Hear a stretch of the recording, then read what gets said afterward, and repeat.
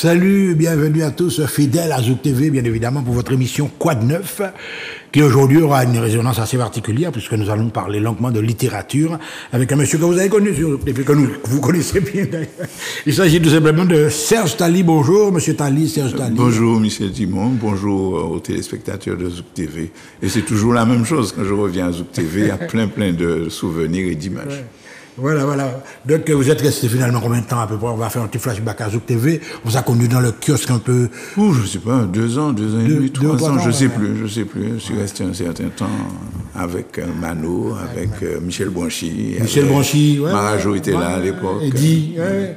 Voilà. Donc, nous allons préciser que vous êtes originaire du Gros Monde, ça on le sait, etc. En carrière, vous avez été un professeur d'histoire et géo, un dirigeant sportif également, un chef d'établissement, un proviseur, et puis également un militant, chroniqueur en radio, RCI, enfin vous. Alors, ça fait pas mal d'activités pour oui.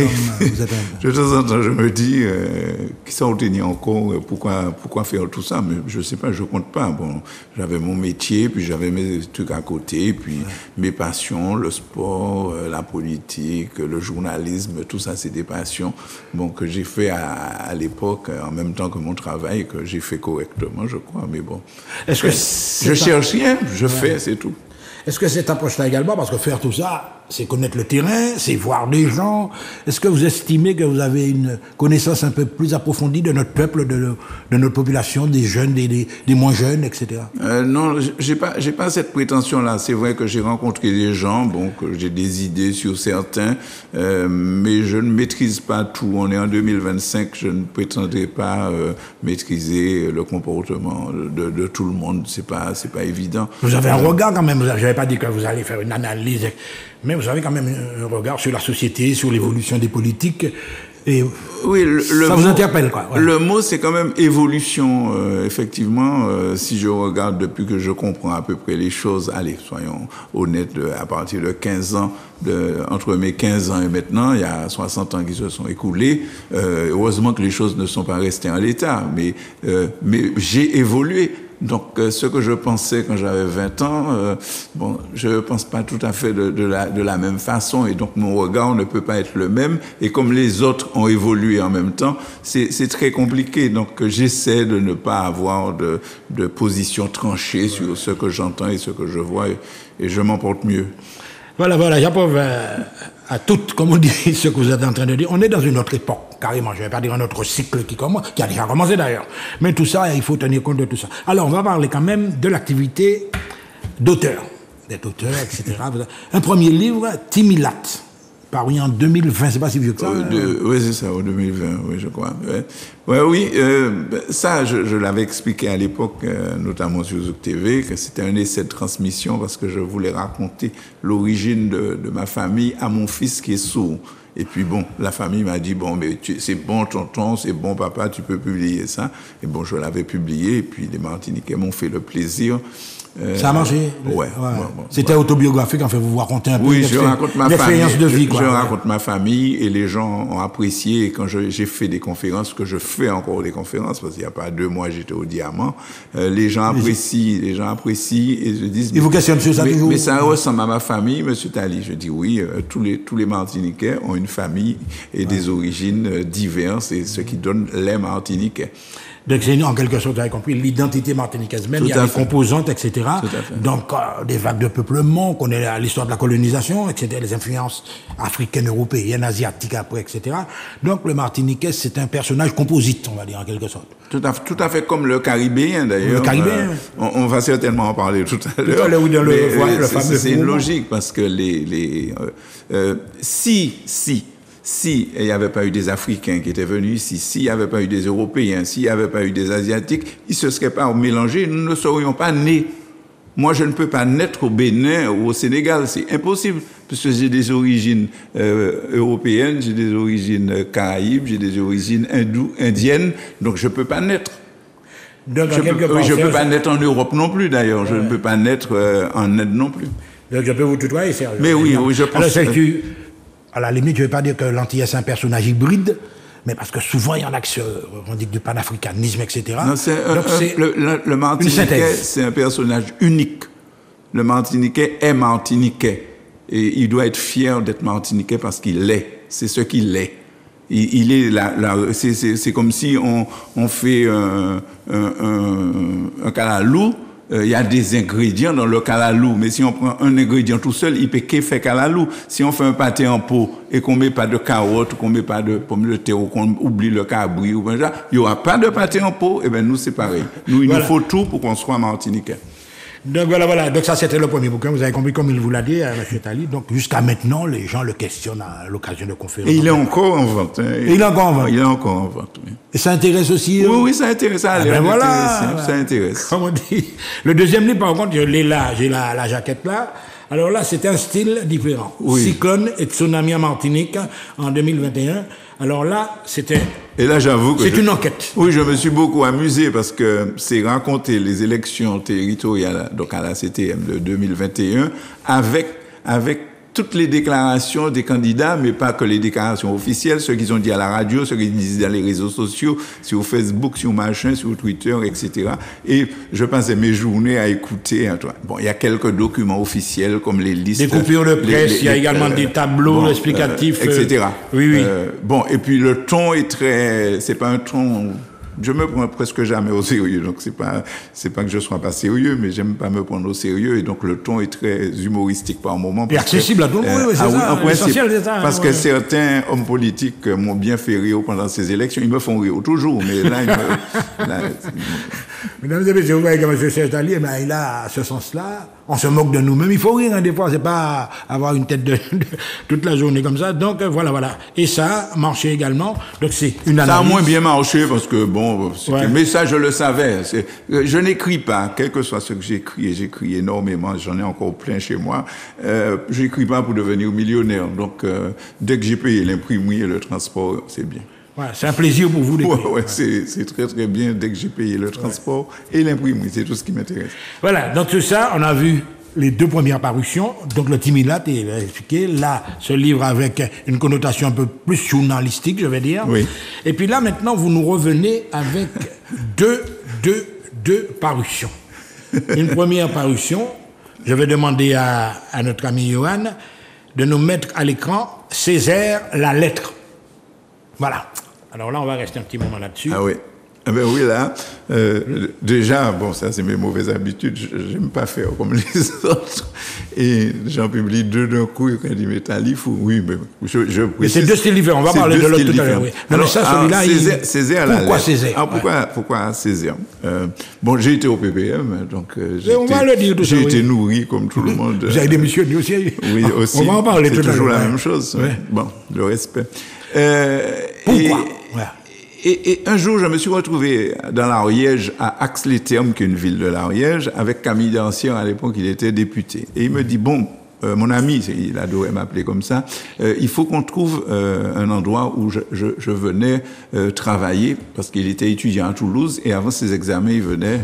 Je lui ai dit, mais pourquoi tu veux trouver ça? Il me dit, parce que tu sais, c'est quand j'étais là que ma logeuse, quand je suis revenu, elle m'a dit, il y a un député de Martinique qui a démissionné. Je ne sais plus son nom, Césaire, etc.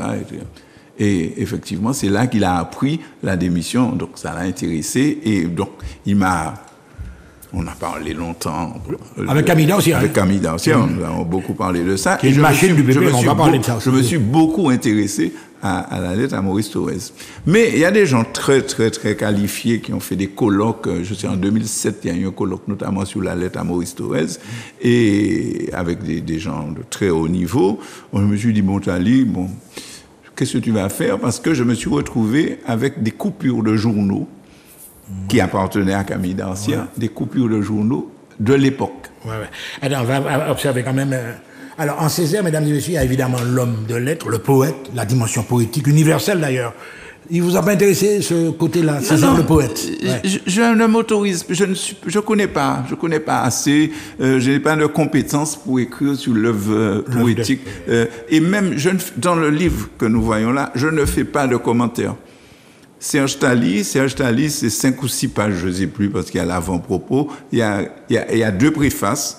Alors, il y a une préface de Madame Jeannie Dancière, qui est l'épouse de Camille, qui fait une préface. et parce qu'elle est membre du Parti progressiste martiniquais. Et il y a une deuxième préface, qui est la préface de quelqu'un qu'on connaît bien à Zouk TV, qui est Michel Branchi, qui se trouve être membre du Parti communiste martiniquais et rédacteur en chef de Justice. Parce qu'il ne faut pas oublier que la lettre de Césaire à Maurice Thorez, c'est la démission de Césaire du Parti communiste français. Et donc, j'ai donné la parole aux deux. Et ce qui me fait plaisir, c'est que les deux disent que c'est très bien. Donc, si le PPM et puis le PCM, ils sont d'accord que mon enfant bon bagaille, bon, c'est bien. Et donc, je disais, je n'ai pas d'avis. À partir du moment où il y a eu mon avant-propos et les deux préfaces, tout le livre, c'est 280 pages, je ne sais plus, ce sont des coupures des journaux de la Martinique entre le 26 octobre 1956 et le 24 septembre 1957. C'est-à-dire, que pensaient les journalistes, que pensaient les politiques de l'époque de cette démission de Césaire du Parti communiste. Alors, c'est à la limite un document que j'offre, en mettant tout ensemble, puisque ça existe, puisque je suis allé aux archives, Michel Branchi m'a donné des trucs, bon, etc. C'est offrir aux gens qui veulent faire des études, qui veulent faire des commentaires. Donc, je ne sais pas moi, par exemple, on peut faire une thèse, quelle était la position du Parti socialiste, la SFIO, à partir de la démission de Césaire. Quel était le comportement de l'évêque Henri de la Brunelière et les curés vis-à-vis de Césaire. On peut multiplier les exemples. Et on voit l'évolution des gens, parce qu'au début, on a dit, Césaire a laissé les communistes, c'est bien, on va faire un gros truc. Et puis quand Césaire, après, a évolué et que en 1950, il crée le PPM, ces mêmes personnes disent, finalement, nous pas qu'à arrêter, et puis monsieur. Donc, il y a plein. Et dans les articles de journaux, on sent tout ça. Mais je n'ai pas voulu faire de commentaires, sinon j'aurais fait un bouquin de 500 pages, quoi. Oui, alors, la lettre de M. Césaire, et là, justement, vous avez cité un monsieur Branchi, Michel, le Parti communiste martiniquais. Avant, vous savez qu'il y avait le parti, ça avait la même mise pratiquement sur toutes les communes, etc. Et justement, il y a les gens qui ne savent pas que c'est le Parti communiste qui a fait élire Césaire la première fois. Ah oui, il était membre. Non, mais justement, il était membre du Parti communiste. D'ailleurs, c'était contre la Gosilia, je crois, la mairie de Fort-de-France. Oui, c'était à Fort-de-France. Ouais. Et c'est drôle parce que quand on était ici à Zouk TV, très souvent, Michel avait des références quant à la démission de Césaire, et je lui disais, mais Michel, arrête, nous ne sommes plus en 1956, évolue. Bon, c'était pour le taquiner, mais c'est vrai que les communistes ont très mal encaissé cette démission, et ils se sont rendus compte qu'il y a eu un anticommunisme, je même du primaire, où tous les gens se sont laissés aller avec des choses assez lourdes contre les communistes, au point où quand il y a eu des élections en février de 1957, Monsieur Gracian, qui était premier adjoint de Césaire, a été laminé aux élections. Je regardais encore, il y a un tableau que j'ai publié dans le livre, là où il fait le plus de voix, c'est dans un bureau de Sainte-Thérèse et un bureau de l'école d'été Saint-Ville, où il fait 60 voix. 60 voix alors qu'il y a à peu près 1000 votants. C'était ça. À ce moment-là, Césaire les a... Alors qu'on croyait que Césaire avait été élu avec près de 40 000 voix parce qu'il était communiste. Et puis on s'est rendu compte que les gens avaient voté Césaire, et donc en 1957, ils ont confirmé. Ouais. Et là, et après ça, est né le Parti communiste martiniquais, est né également le Parti progressiste martiniquais. Oui, alors effectivement, on va passer là-dessus, on va rester trop longtemps là-dessus. Donc, à un certain moment, vous étiez membre du parti, du PPM. Oui, j'étais au PPM. Vous avez un regard interne parce dans la machine PPM. J'ai pris beaucoup de temps pour y entrer parce que je n'avais pas bon caractère pour respecter tout. Et puis, à partir d'un certain âge, je suis allé au PPM, et puis, bon, ça a duré ce que ça a duré, et puis, voilà. Ouais. Mais je suis fâché avec personne, quoi. J'ai préféré faire autre chose. Mais oui, parce que le problème, c'est que vous avez des opinions politiques, vous êtes inscrit dans une société qui évolue, mais à un certain moment, vous pensez à vous aussi. Oui. Oui, c'est un peu ça. Alors, côté scolaire, ça s'est bien passé quand même votre carrière, d'abord comme prof, comme chef d'établissement ensuite. Ah oui, j'ai pas eu de... Si j'ai un petit regret, c'est sur le fonctionnement de l'éducation à la Martinique. Comme des fois je dis, si j'étais resté en France, j'aurais eu une autre carrière beaucoup plus belle que celle que j'ai eue ici. Et pourtant, je peux pas me plaindre, j'ai fini comme proviseur du lycée de Sainte-Marie. Mais si j'étais resté en France, ça aurait été mieux. Mais j'ai choisi de rentrer pour mes enfants et pour ma femme, donc je ne regrette regrette pas. Oui, ça s'est bien passé. Vous êtes très attaché à votre pays, hein, ça. Oui. Oui, on va parler un petit peu de le sport. Alors, parce que moi j'ai connu un Joël Tali, il était gardien au Golden. Entre autres, il était basketteur à l'Intrépide et il était handballeur au Réveil Sport. Jusqu'à maintenant, vous pratiquez un petit peu? Moi, non, là, je peux que marcher, c'est déjà pas mal. Non, mais c'est important. Et oui, on a ma femme ne comprend pas ça, mais je dis que dans notre famille, on a un gène qui est le gène du sport. Et que tous mes neveux, nièces et leurs enfants font 1 ou 2 ou 3 sports, quoi. Mais c'est très bien, c'est très bien. Alors, ce livre, il est déjà sorti? Je pense qu'il sera à Cultura, là. Au moment de l'émission, je pense qu'il y sera. Vous pensez déjà qu'en fin de semaine, là, oui, normalement. Ces répercussions dans la presse martiniquaise, donc c'est très structuré, et surtout, comme nous le disait Serge, c'est basé sur un référentiel journalistique. Oui, tout à fait. C'est-à-dire que c'est pas bagaille nous qu'a raconté, oui. C'est des trucs qui ont été publiés, tout à fait. etc. Il y a les dates, il y a les numéros des journaux, enfin, parce qu'il y avait beaucoup de journaux, il y avait La Paix, Justice, les Nouvelles des Antilles et de la Guyane, le Courrier Nouvelles des Antilles, l'Information, La Petite Patrie, le Populaire, j'ai dû en oublier, etc.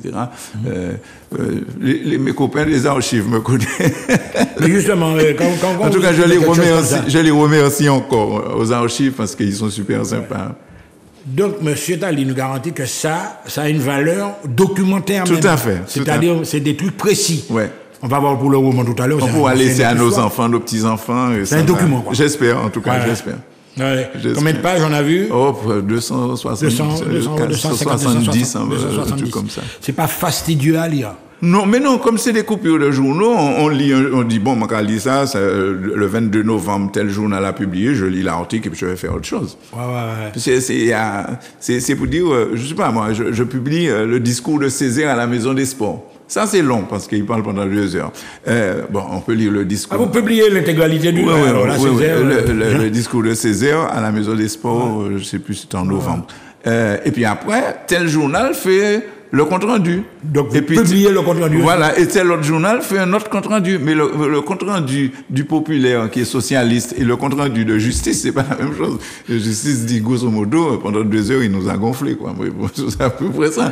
Mais, d'où l'intérêt, mesdames et messieurs, de pareils livres, où vous pouvez comparer je vais pas dire les tendances. Non, mais c'est ça. À partir de la presse, Si, on peut comparer les tendances, ils voient qu'il y avait de vraies différences. Oui, vous savez que maintenant, alors là, c'est peut-être que j'ai travaillé dans ce secteur-là également, là, j'étais documentaliste à un certain moment. Vous savez remarqué que les gens n'aiment pas lire maintenant. Je sais. Il y a des gens qui ont acheté mon livre Timilat, et que je les rencontre, ils disent, ça, on fait un beaucoup moins. J'ai pas encore lu ton livre, hein, mais ça fait 2 ans qu'ils l'ont acheté. Non, mais mais ils m'ont fait plaisir parce qu'ils me connaissent ou parce que je les ai convaincus, mais ils n'ont pas lu. Autrement dit, nous sommes dans une... Mais c'est notre faute, hein, Michel. Et quand je dis notre faute, la faute des enseignants. Ouais. Les gens ne peuvent faire que ce qu'ils connaissent. Si on les habitue pas à faire quelque chose, ils font pas. Si on les habitue pas, si on me dit, ah ouais, ils ont des tablettes. Les Suédois avaient mis des tablettes dans tous les établissements scolaires. Ils en reviennent, ils redonnent des livres aux enfants. Non, parce donc que... il faudrait qu'on étudie ça chez nous aussi. Non, comment faire pour que les gens lisent? Pas obligatoirement à lire, mais qu'ils lisent. Ils lisent, parce que je suis assez souvent en bibliothèque. Il y a un auteur particulièrement, je ne vais pas dire le nom, mais qui est très demandé. Mais tant mieux. Rupture de stock. Tant mieux. Oui, à peu près de qui je veux parler. Oui, ça m'est arrivé pour Timilat, 2 ou 3 ruptures de stock, mais bon, c'était pas grave. Voilà. Donc nous conseillons, au niveau de Zouk TV, à nos amis qui nous regardent. Je veux préciser quand même quelque chose, c'est que, c'est vraiment de la pub, mon livre ne coûte que 15 €.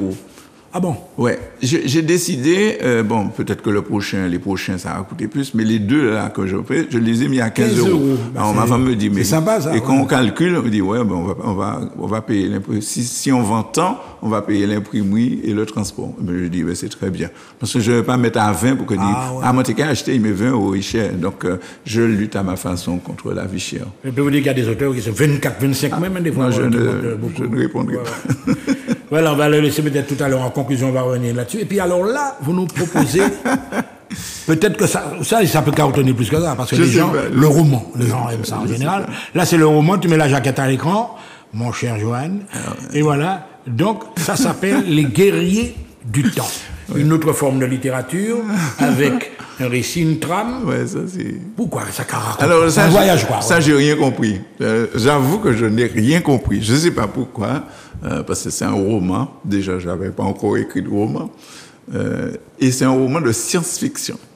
Parce qu'il faut dire que j'ai beaucoup aimé la science-fiction quand j'avais 20 ans et tout. Je lisais, je sais pas moi, Isaac Asimov, Philippe K. Dick, etc. Enfin, tous les grands de la science-fiction. Et j'ai toujours aimé ça. J'aime beaucoup les films de science-fiction.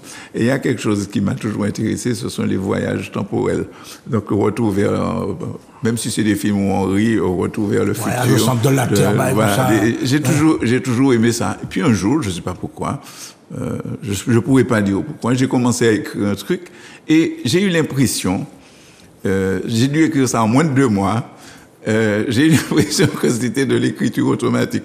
Vous savez que quand on fait... Oui. Là, on mettait la mot, j'ai eu l'impression que c'était de l'écriture. Vous savez que c'est bizarre, j'avais prévu ce côté-là. Automatique, parce que et puis après, je me suis dit, bon, j'ai arrangé, j'ai changé les phrases. Je me suis dit, mais pourquoi j'ai pensé à ça? Et puis quand j'analyse le livre, je me dis, mais il n'est pas illogique. Et c'est la suite de Timilat. Ouais. C'est un roman de science-fiction. Pourquoi? Parce que le centre de Timilat, la conclusion, c'est que la Martinique est un pays de métissage. Et les guerriers du temps, c'est l'épanouissement du métissage, mais dans une région bien précise entre Cuba et Trinidad. Le bassin caribéen. Et ce bassin caribéen, par la technologie du 22e siècle, est sous un dôme. Et donc, la Caraïbe est hors du monde. Et la Caraïbe a évolué par rapport au monde. Mais le monde extérieur a évolué, et le monde extérieur a évolué dans le sens que nous comprenons, c'est-à-dire les océans sont pollués, les forêts sont détruites, la sécheresse a tué les arbres. Et donc, la Caraïbe, c'est un paradis. C'est protégé, quoi. Voilà. Et le tout, c'est l'histoire du livre que je ne vais pas raconter, c'est que faire face au monde extérieur qui n'arrête pas d'attaquer, mais la technologie des gens de la Confédération Caraïbe, puisque ça s'appelle comme ça, sont de plus en plus sophistiqués et se protègent. Et donc, c'est toute la problématique, que faire contre le monde extérieur. Alors, mesdames et messieurs, ça qui m'a un petit peu interpellé. Vous êtes allé du 16e au 22e siècle. Mais oui, c'est parce que... Donc, il y a une tranche temporelle. Mais oui, non, mais c'est parce que ils vivent en 2129, je crois bien, en 2129, et comme ils voyagent dans le temps, par exemple, il y a les guerriers du temps, ça veut dire qu'ils remontent dans le temps pour régler des problèmes dans le temps. Par exemple, ils remontent au XVIe siècle en Hispaniola, donc en République dominicaine, enfin c'est en Haïti plus exactement, pour sauver Anacaona. Anacaona, qui est une princesse que les Espagnols ont tuée. Eh bien, eux, ils vont empêcher les Espagnols de tuer Anacaona, donc ils vont changer le cours de l'histoire. De même, ils vont venir en Martinique au XVIIe siècle et ils vont empêcher les Français de tuer les Caraïbes. Et bon, ça c'est les exemples. Non, mais l'idée est géniale. Hein. Je dis ça parce que ce sont mes 2 mètres pièces qui font Amaya et Canoa qui font ce voyage-là. Mais il y a d'autres guerriers du temps qui vont dans d'autres régions de la Caraïbe pour changer le cours d'histoire. Et ils changent le cours de l'histoire. Non, ça, je pense que l'idée est formidable. Hein. Donc, ça, c'est. Je sais pas si c'est formidable. Je sais pas comment ça s'est venu dans ma tête. Le paradoxe temporel. Non, mais on est à l'ère. Si Elon Musk a promis des voyages dans Mars, tu vois, on peut déjà se projeter dans la... Il n'y a rien d'impossible maintenant. Voilà. On est à l'ère vraiment... Je me dis, c'est peut-être comme ça qu'on aurait été peut-être comme ça que mes petits-enfants seront, je ne sais pas. Ouais. Mais ça m'a fait plaisir. J'avoue que je me suis beaucoup amusé. Et j'ai dû chercher quand même, il y a des termes techniques et des choses. Oui, parce que quand vous pouvez avoir un vélo, j'ai appelé ça les vélos vieux, bon, pas abouti, mais bon, les vélos vieux qui peuvent vous emmener de Trinidad à Cuba, mais c'est à 600 km/h et sur un coussin, enfin bon, en sustentation dans l'espace, etc. Et il y a des autoroutes entre les îles, il y a des couloirs sous-marins, enfin. Les cités galactiques, quoi, c'est ça. Ouais, Alors, justement, Alors là, il y a une question. Là, c'est l'enseignant qui doit me répondre, le directeur, etc. Et l'observateur, l'intelligence artificielle. Maintenant, tout est permis. On peut chanter, on a une voix comme une casserole, on peut chanter bien. Qu'est-ce que vous pensez de ça? L'intelligence artificielle est présente dans le livre, bien évidemment. Je ne sais plus comment je l'ai appelé. Il y a une grosse intelligence, ça s'appelle Arawak, je crois. Une sorte de mentor qui... Oui, c'est Arawak qui synthétise les choses, qui font que tout connecte et que ça pète pas, quoi. Mais c'est une grosse... On précise que c'est un roman, mesdames et messieurs. C'est né de l'imagination. Tout à fait, oui, c'est ça, oui. Et bon, pour répondre à la question, oui, l'intelligence artificielle fait peur. Par exemple, je connais quelqu'un, c'est mon ex-belle-fille, qui fait des doublages de films. Elle fait des doublages de films. Elle prend un film américain, c'est elle qui double Albert Louis ou Zoé Saldana, par exemple. Bon, j'en parlais ce matin. Son métier est en danger parce qu'on peut faire une intelligence artificielle, faire les doublages de films. Les devoirs, mais oui, bien sûr. Alors, mais même pire, puisque je parle cinéma, on peut faire un film de 2 heures sans acteurs, sans rien. C'est-à-dire, l'intelligence artificielle peut vous créer le scénario, créer les images, créer les gens, créer les trucs, faire faire la post-synchronisation, donc faire en anglais, faire en français, faire en tout, et publier. Avec 5 techniciens informatiques, aucun acteur, rien. Donc ça peut tuer les scénaristes, les acteurs, les doubleurs, enfin, c'est un peu effrayant. Alors, comment utiliser ça? J'avoue que je ne sais pas. Vous êtes sceptique? Non, je ne suis pas sceptique. Je me dis, ça me rappelle, je parlais de Isaac Asimov qui a écrit Robot. On a fait le film avec Will Smith, Robot, mais il y a la révolte des robots. Oui, c'est quand même que l'intelligence des robots leur permet de se grouper et de dire, bon, les hommes... Non, mais c'est bien d'avoir justement imaginé ça, parce que dans ce genre de récit, à un certain moment, il y a un renversement de la situation. C'est-à-dire que c'est les personnages artificiels qui prennent et qui mènent la révolte. Bon, pour l'instant, c'est bien contenu. Parce que j'ai découvert qu'on parle de dystopie la plupart du temps, c'est-à-dire que le futur est toujours noir. Or, moi, je suis plus dans mon pôle Caraïbe, dans l'utopie. Donc, je pense que c'est beau et les choses qu'on peut faire dans le futur sont belles. Voilà. Tout à fait. L'extérieur est noir et la Caraïbe est belle. Voilà. Oui, je suis naïf, mais non, c'est pas une j'assume. Non, mais il faut laisser une part de rêve quand même, parce qu'il y a des enfants. On va pas voir le monde en... Mais c'est vrai que ça m'a beaucoup amusé d'écrire ça. Ça m'a beaucoup amusé. Petite indiscrétion, lorsque vous avez parlé par exemple à votre femme, votre compagne, vous avez dit, t'es carré ça, il a dit, mais ça arrivé. Non, comme c'est elle qui corrige. C'est elle qui corrige. Elle corrige beaucoup. Elle s'est dit, mais. On corrige, je corrige, elle corrige, il y a d'autres personnes qui corrigent, j'ai un logiciel qui corrige. Mais quand elle a lu, elle aime bien, elle s'est amusée, elle a aimé. Comme elle dit un roman, donc n'oubliez pas, on va repasser encore la jaquette, Les guerriers du temps. Ouais. Et peut-être, ne soyez pas étonnés. Alors, je vais vous faire une confidence quand même. La couverture. Cette couverture, c'est l'intelligence artificielle. J'ai dit à l'intelligence artificielle, tu me fais 2 soldats du futur, métissés, plus ou moins métissés. Il m'a fait un premier truc avec une dame qui était pas assez métissée. Je lui ai dit, non, métisse-moi davantage la dame et tout. Il m'a fait ça, et puis il me pose la question, tu es content ou tu es pas content? Je lui ai dit, bon, arrange-moi ça, et puis, poum, j'ai sorti là. Voilà. Donc, j'ai oublié de noter, mais je peux le dire, c'est pas grave. C'est pas, donc, n'essayez pas de me demander le numéro de téléphone de la dame, Avec le regard, l'expérience que vous avez, Serge, on arrive presque à la fin de l'émission, Les guerriers du temps. Donc, c'est futuriste. Pourquoi pas un film après, n'est-ce pas? Ah non, là. Tu dois toucher des doigts de temps. Mais non.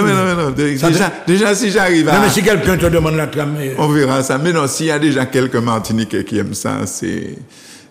Mais par contre, ma femme m'a dit, comme tu as pas... Enfin, je raconte pas la fin, mais tu as pas mis de fin, est-ce que ça veut dire que tu vas faire une saison 2? Mais oui, le deuxième épisode, mais c'est ça. Superman est de retour. Non, si l'écriture automatique revient, peut-être, mais sinon, non. J'ai plein d'autres trucs sur le feu, mais bon, c'est plus classique. C'est plus classique. Donc, vous avez compris, mesdames et messieurs, il nous propose 2 Nouvelle bombe, Césaire la lettre, registre politique, et bien sûr le roman futuriste Les guerriers du temps. Je vous assure en tout cas que vous allez le revoir de temps en temps sur Zouk TV lorsqu'il va nous apporter ses nouveautés, on va le recevoir. C'est un plaisir pour nous de vous recevoir, Monsieur Serge Tali. Moi aussi, merci. À très bientôt sur Zouk TV.